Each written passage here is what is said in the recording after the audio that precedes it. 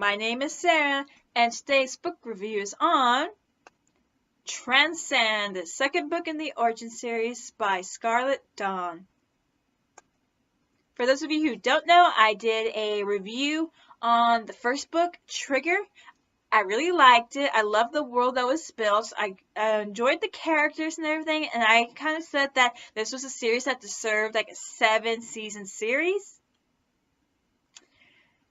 We hit the 5th season of Game of Thrones. For those of you who don't know what I'm talking about, that means the second book pretty much dropped the expectations of the first book. Non-spoilers. I give this book a 2 out of 5 stars.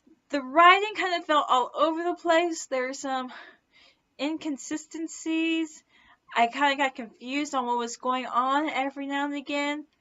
The ending really didn't make much sense for me, and I really didn't get our main coupling. Now, this coupling has to do with Mina and Finn. Mina, who is a young woman who's lived her whole life in New City, and Finn, who is a friend of Godric and a white tiger shapeshifter. Forgive me, because apparently he gets upset when people say, "Oh, you're just a tiger shapeshifter." No, apparently he's very proud of his white fur. Now, this book actually picks up like after the events of what happened in the first book, where we found out that golems were sucking out the souls of potential mates for shapeshifters. So that's no good.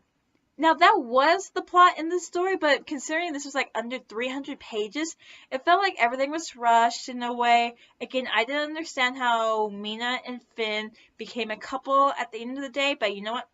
That's their love story. I didn't like what happened with certain characters. I didn't like how things were handled. It was just at the end of the day, when I finished reading it, I was like, did this really just happen? I was a confused ball of mess. I had to reread like a couple of chapters to make sure I didn't miss anything. It was the 5th season of Game of Thrones. Now, will I drop this series? No. I love the world that Scarlet Dawn built for us in a way. The characters kind of got on my nerves in this book, but I do like the characters, the others. And I'm only basically now in here for one certain character who I love very much, and I hope he gets his own book. And that's as far as I can really get into non-spoilers. Transcend, second book in the Origin series by Scarlet Dawn. 2 out of 5 stars, people. Bye, non-spoilers. Spoilers. Again, I didn't like the coupling between Mina and Finn. It just felt weird. It felt rushed. And I'm like, you know what? It's y'all's lives. Y'all deal with it however y'all want. So like I said, Mina basically raised in New City all her life. She knows what's to be expected and everything. She's a history professor who's 21. It sounds like she's been teaching classes for almost a decade when she talks to people about her classes. When did you get your degree, honey boo boo? Now, apparently, Finn and the guys weren't being careful enough because Mina and her mother saw them shapeshift one day, and they're like referring to them constantly as monsters, which really irritated me a lot. Like, yeah, you get it, they're monsters. Can we change the subject? As for me, if I saw someone shapeshift into a giant cat that can easily kill me and eat my corpse, I would freak out for a little bit. But then I'd be just like, you know what? If I don't say anything, I won't be a target. Things get a little weird because apparently Mina has to go to this extravagant party that's being hosted by the corporate kings, and she's expected to go there. Did I miss something in the first book? Because this is where it starts getting a little Apparently, the guys, the best friends of Godric, are all called corporate kings, meaning they specialize in one certain area that will restore the earth in a way, because Finn does his weaponry and everything. I think Wolf did technology. I don't remember that being specified in the first book. If I completely missed it and it was there, forgive me. It's not really one of the biggest about me. I think Scarlet Dawn was trying to go for a love triangle in a way. I don't know how it worked, but apparently Cass likes Poppy and not like in a brother, sisterly, friends way. I think he has feelings for her because apparently also Poppy flirts with him, but in a friendly way because Mina saw that between the two, and she knows that and Mina knows that Poppy is with Godric, so it's like, I didn't get that. Now we're thrown straight into the plot, which we quickly get back out of, but we're still thrown quickly into the plot because Mina gets kidnapped. And when her kidnapper puts her on the train and they go outside New City, guess who she meets? Megan! And I forgot to mention her in the first book. She was one of the female candidates, but got thrown into prison because she forged her father's signature. Oops. Again, I wouldn't want to live in this world. And we're also given like a little insight onto Megan's father. Apparently he's not a good guy, so I'm thinking, is he the main antagonist in this whole series? Because it said that he likes to do messed up experiments on her. Either way, the bad guy, the minion, takes her and Mina to his evil hideout, where apparently there's a bunch of golems waiting, but they're not activated. Whew! Yeah, this is where we start getting like a dishonor to the first book, because we remember Poppy. Smart, intelligent, kick-ass, sarcastic Poppy. Well, Finn brings her along on the rescue mission to get Mina, and apparently he's automatically like attracted to her, which is like really weird. I'm with Megan. Can you stop making those eyes and help us get out of here? Well, when Finn accidentally activates a golem accident, Poppy just starts panicking and faints. What the hell just happened here? I mean, like, this is Poppy, right? She doesn't do this kind of crap. Oh, I don't get it. That's one of the many things that I did not get in this book. Either way, Cass comes in for backup and they get the girls out. This whole relationship with Finn and Mina, again, it is just weird because right after we get out of that danger scenario, it's just with them two trying to figure out their relationship. Another attack by golems where we see Godric in his full glorious power, realizing why he's the Alpha King. I mean, because the golems are attacking his home while Poppy's inside, and he goes like roar, and the guys just like go down to the ground like they are like helpless against this awesome power of his. At the same time, Cass is performing some kind of magical spell that's causing the golems to go all crazed and stuff, but it's like, I see why Godric is the Alpha King in a way. And what Cass does for his magic, I'm confused on the magic system now, because all I know is that Cass has the power to what? Kill shifters and their mates? What other magic does he have? Because also the bad guy mentioned how he helped develop this spell as well, I think, to work with the golems as well. I'm like, I don't remember that being mentioned as well. Again, this book was under 300 pages. It was completely rushed. The wording, structure, the consistencies, they had me so confused every now and again because we would move from one spot to another without notice. It felt like this book was trying to be funny in a couple of parts. It wasn't really. They tried too hard. Although there's one person that doesn't have to try too hard, and he just gets it. And that is my favorite character so far in this series. And that is Theron, Godric's father. Again, he reminds me of Rudon from Broken Heart, because when we get the first viewing of him, and yes, he's still on vacation, people. Yeah, because Finn decides to take Mina to the park right after rescuing her, which happened at night, and it's the afternoon at the park. They have ice cream, and they notice someone standing on top of the waterfall, basking in the sunlight, where there's plenty of children around to see in this gloriness, without clothes on. And Finn runs behind a tree. He's like, don't let him see you. And she's all like, oh, we should report him to the police. You don't do that. He's on vacation. No one tells Theron what to do whatsoever.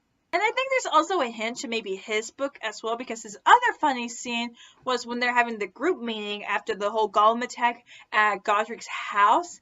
Apparently he changed out of his clothes because he showed up with yoga pants and a yoga mat at this great battle scolding his sons. And he's wearing a giant teddy bear outfit with the paws and the hoodie and everything. And Mina's like, why are you wearing that? And he's like, I was supposed to read to the children at the New City Library, but you know what? Things just happened. I didn't have spare clothes at the time. And it's like, he is so cute with his bear paws. And Mina ordered pizza for everyone. And Theron's like, this smells different. Quick, get me out of this stuff. And he takes off running. This is where we think we get a love interest, because Mina meets the pizza girl, who's just chilling on her bracelet, popping bubblegum, and then Mina quickly sees that Theron is standing behind her, and he's like smelling her. And he's like thinking, But Mina, quick on her feet. How old are you? 17. Gonna be 18 in a month. And Theron is all like, oh, backing up. And Mina's all like, you're welcome. But then the pizza girl does see him, and she's all like, and she pops her bubblegum in front of him, and he's like, it's okay. And he gives her a $200 unit tip. I don't know about this relationship. I hope we go further into this. If not, I believe Theron deserves someone better. I just want to know how his story goes. And that's the only highlight in this whole book. I mean, yes, Mina does see Finn transform in front of her. He likes to play games, so he was chasing her around in his tiger form. Him and Godric take Poppy and Mina to go to the armory after Poppy gives Mina a lesson or two in self-defense, which doesn't go so well for Poppy. And they're checking out the weaponries from back then, and Poppy does try to steal a gun. The girls are playing catch with a grenade, which I found funny, because if I saw a grenade that looked like a ball, I would probably think it's a ball. Either way, Poppy gives back the gun. She's good for the day. And that's just where things just dropped for me. Because Cass saw a vision that Godric was going to die if certain things happened, and it had to do with Poppy going to this mission to find the masked guy that kidnapped Megan and Mina. Megan, who's now in the wind, and we can't find it anywhere. Good for you, girl. Get out of the scenario while you can. And it's like, what happened to Poppy? I mean, because they do invite Poppy over, because if she doesn't stay behind, Finn had a call in Cass had a call in favor for Finn, and he didn't want to do it, but he would have to do it either way. And if your brother, if your lover, your future husband, or whatever you want to call him, your mate's brother tells you something is going to happen to Godric if you go, and you still decide to go, what the hell happened to Poppy? Oh, and by the way, because she said, no, I'm still going, Finn cut her head off and her arms. I was freaking out for a bit. I was like, oh my god, did that just happen? What the hell just happened? But wait, she's immortal. That will grow back. Which I don't want to be around when that happens. Again, the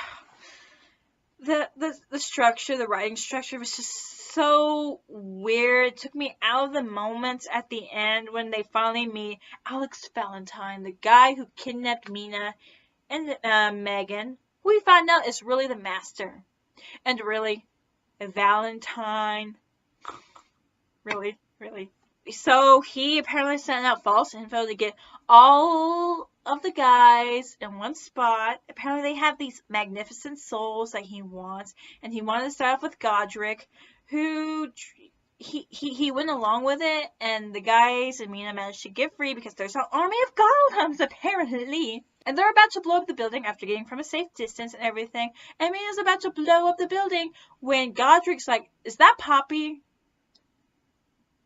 I'm just going to rest my case about this whole Poppy thing, because it doesn't even sound like the Poppy we all know and love from the first book. I'm not even going to beat that horse anymore. I'm just going to let it there and die and just be, I'm already over with this Poppy thing. And this is where it got very, very, very confusing, people, because we found out that, only your mates can kill the shifter, right? the building does blow up. Mina doesn't know why she pushed the button. And Godric was in there. And they do find him. But he's no longer there. I had to reread it again a couple times and realized that his soul got sucked out. So he's alive but dead. This ending I didn't like this ending whatsoever. I'm just gonna deal with it and I'm just gonna move on because apparently now Poppy's gonna live forever. Godric's soul is gone, so we have no clue how long his body will last. Everyone is depressed. Mina and Finn are together that night just for comfort, and Cass, after blowing up in front of Poppy's face and everything, getting all furious and everything, he spends the night there in his fox form. Cute. And Mina finally moves in with Finn after they find out that they're meant to be mates together forever and everything. And that's the end of my spoilers, people. You can see why I give this book a 2 out of 5 stars. There's just it was just a big hot mess in a way. If it was more than under 300 pages, we could have done a whole lot more. We could have basically given Finn and Mina an actual good relationship, because this just felt rushed as hell. What in the world happened with Poppy? I don't understand what's going on with Godric, and now this Alex Valentine is in the wind. And it was, oh my god, it's 5th season of Game of Thrones, that's all I have to say. The writing, the structure, the pacing, it was, yeah. I understand why people are starting to drop this series because of the second book. Don't do it. Let's continue on. Let's get past this one disaster and see however the other books go. I am looking forward to Theron's relationship, and because of this ending, my mind is already going crazy about so many possibilities with fanfic and everything. I'm like, I wonder how the other guys are gonna do with their love relationships in a way. How are we gonna get Godric's soul back? Because I am not okay with this ship for Cass and Poppy. It doesn't make sense whatsoever. Cass needs to get his own mate, even though apparently seers don't have mates. I don't know. He still deserves a mate. Please work out this magic system for me, because I was like, wait. This works, right? I don't remember this. And then again, Theron, you better get your own book, because I will have a problem if you don't. So yeah, that's as far as I can get into this review. Transcend, second book in the Origin series by Scarlet Dawn. 2 out of 5 stars, people. Just get over this second book and let's see how the rest of this series goes. My name is Sarah, and bye!